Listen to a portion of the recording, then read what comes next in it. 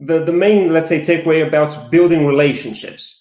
And what could you talk about that? I think this, in a way, is an example of how a way to work is. In a way, watching your video and things you said that actually also encouraged me to just reach out to you, because I mean, this is actually what he's telling people to do. Of course, you must have some substance, some preparation. I came to you with a clear offer, and I think hopefully this will be cool for both of us. But tell about that, about building relationship quickly. Yeah, I mean, try and do it in 60 seconds quickly. I mean, the short answer is it's difficult and very easy to build relationships. It's difficult because the opportunities are actually endless, and it's easy because the opportunities are endless.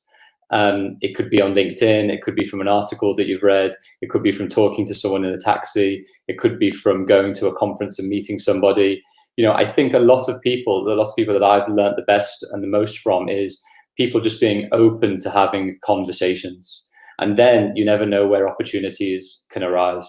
So the first thing I always say is, if you're at a conference, if you have an unsolicited email that you receive, if you're in a taxi, if you are chatting to a family member, if you are waiting for an introduction for something or somebody, in a way, the first chat, the first discussion isn't necessarily the hardest thing. It's the second thing that I mentioned, I think on the second or third day, which is, developing relationships and developing and making those relationships longer term is actually the very, very difficult thing. And briefly, that turns into a little bit into day two, where I've actually spent probably the vast majority of my time and planning time, which is identifying your network, visualizing that network, visualizing that spider's web of contacts across lots of different sectors, across lots of different rights holders and stakeholders inside and outside of sport, and then building up a plan and a process to keep in touch with people, to say interesting things, to offer interesting insights, to provide, that flexibility, and that becomes very important.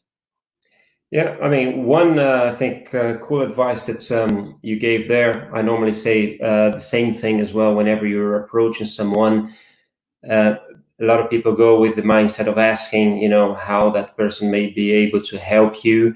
But I think probably the best way to do that is actually try to find a way where you can somehow be helpful and think of what you can offer. That was one of the major takeaways of those first episodes, wasn't it? It's absolutely vital for people to pivot away from the usual narrative of what can the other person do for me, rather what I can do for them. And the truth is, it's a very, very difficult thing to get right, because it takes thinking.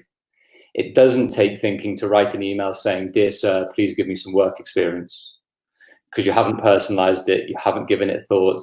You're just throwing a net around the sea and hoping that you can catch one fish.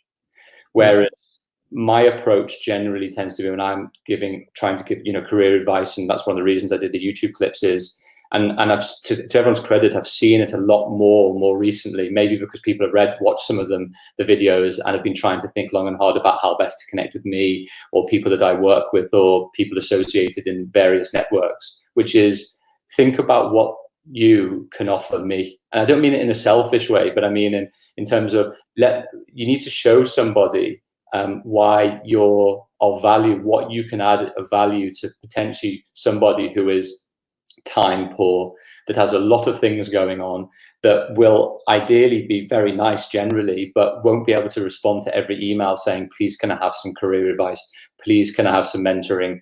Please, can I have some work experience?" There needs to be a hook, a catch, thinking, you know what, when I read an email, that person's really thought very hard about how they can be of benefit and are thinking outside of the box. And it's all of those type of characteristics: creativity, inquisitiveness, thinking long and hard, preparation, all of those type of things then come out to the fore very quickly. And that's usually what separates some people from a lot of people.